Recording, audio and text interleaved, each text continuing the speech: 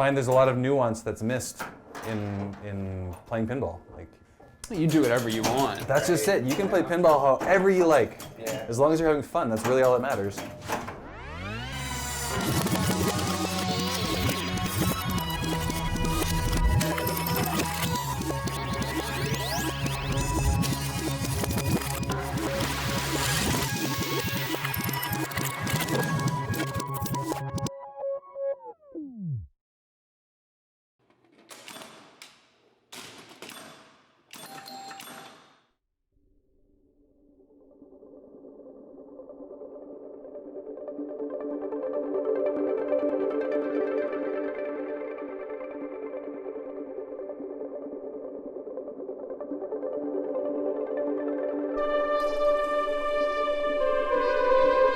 Mark and I crossed paths about a year ago at an arcade, where he stepped up to me while I was playing pinball and asked, "What are you doing?"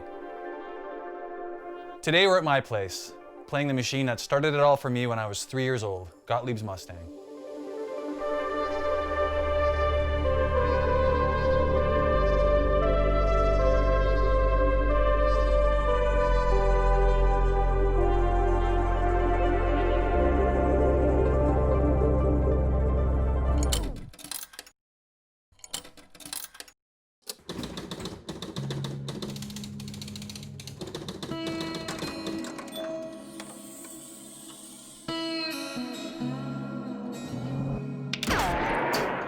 Take one. Ah!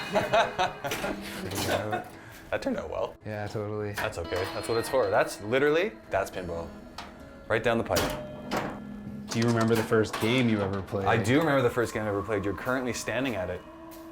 This is the machine that was brought home when I was about 3 years old and became my favorite toy. I learned it inside and out, what made it tick, what made it ding, and this is the one that captured my heart for sure. Taught me everything I needed to know, all the basics anyway. Little dribble. That's a good game though. I'm gonna have. Not like this. You're gonna beat me. No. As I grew up and learned it, I would always look under the hood and see how it worked and how it dinged. Did you watch your dad play it? Yeah, I watched kind of everyone play it, but mostly it was a very solitary kind of thing. Like when my folks would have parties and stuff, they would always play it. But I mean, it was always my own little adventurous experience. Like if I could sneak the glass off or something and then have a look and touch the switches and yeah, it was just a fascinating thing. So, like, how would you describe your play style? Competitive, but I don't. It's not. Yeah, it's tough to say. Like, I started playing in this style. I don't know what to call it. A controlled style, I guess, what they would call it. When I saw a person by the name of Lyman Sheets playing Addams Family on TV in the early 90s.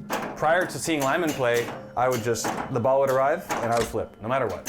So it's coming, you flip it away. It's coming, you flip it away. The thing that he did that changed my world was this. Nice. So that was the first kind of move that, when I saw him do that, I was like, I'm gonna go to the Mustang right now and try that. And it worked. The one that changed everything for me was definitely Addams Family in '92. When I showed up to the bowling alley and it was there, I remember seeing, well, love that bell. The Addams Family multi-ball was like next level, the call-outs and all of the animations and stuff.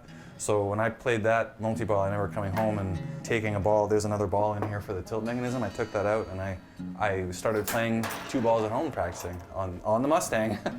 So yeah, Addams Family was a game changer for a lot of people, not just me. But when it comes down to it, playability I think is everything. It's just gotta work right. First time I realized you could be good at it is when I saw you playing at the Forks a little over a year ago. In certain locations you could see, this machine has tournament play, and it's like, well, it's tournament play because you can't be good at pinball. Like, that's impossible, And then, yeah, the first time I saw you playing at the Forks is just like, oh, that's it. I'm seeing someone that's really good. I think the thing that I always find to be the hardest is shaking the machine around. I just still am not comfortable with that. And that's a very feel kind of thing. It's hard to teach. Yeah. I remember, it happens all the time.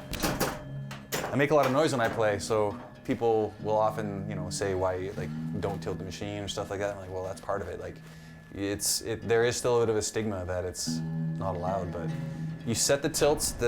This machine has a bunch of tilts. It's not just the one. There's like a slam tilt, a bounce tilt, there's a light box tilt. There's a bunch of things in there to prevent it from happening. Yeah. I didn't realize There's the that. rolling ball tilt for the up nudge one that'll roll up a thing and hit a switch and tilt.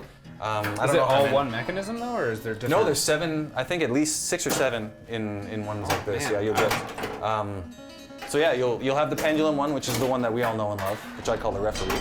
That's the one that will tilt you more often than not, and is very adjustable. Yeah, and then you've got like the rolling. I don't know what it's called, but it's like a rolling ball that'll hit a switch. There's one on the door. If you give it a knee, it'll tilt. What? Yeah. It's called a slam tilt. There's a bounce tilt that's on the playfield. If you lift and put it like an up and down kind of motion, it'll tilt you. There's one under the playfield for side-to-side motion, like sharp hits to the side. So yeah, it's got a lot of anti-cheat mechanisms, as they call them. But yeah, nice save. Oh, put that on a poster. Yeah. That was really good. I thought by a dragon. That was a really good one. That was a solid ball. Yeah, I'll take I love it. a good slap save. That's good stuff. So yeah, hitting the machines is something that people are kind of new to. Not always effective. But yeah, that's something that I learned back in the day as well. I didn't know you weren't allowed. Like, I knew that there was a tilt, but I've never thought twice about moving a machine. I don't know if it's new to or just the fact that people it is not understanding that it's actually a part of the game. Like, it is 100% about the ball staying in play for as long as possible, and in most cases it's about points and understanding how to get the most points possible. I'm fascinated about something existing in the physical world that anything can happen. Like I know they're not nails, but it's like. That's actually our nails. But if that nail is, if it's just at 1 degree in a different direction, the game is different. You know, it's like that sort of thing. And that's why nudging is important. Like, I'm moving that nail or that post a millimeter into the way, and that is what causes the ball to react differently. I find there's a lot of nuance that's missed.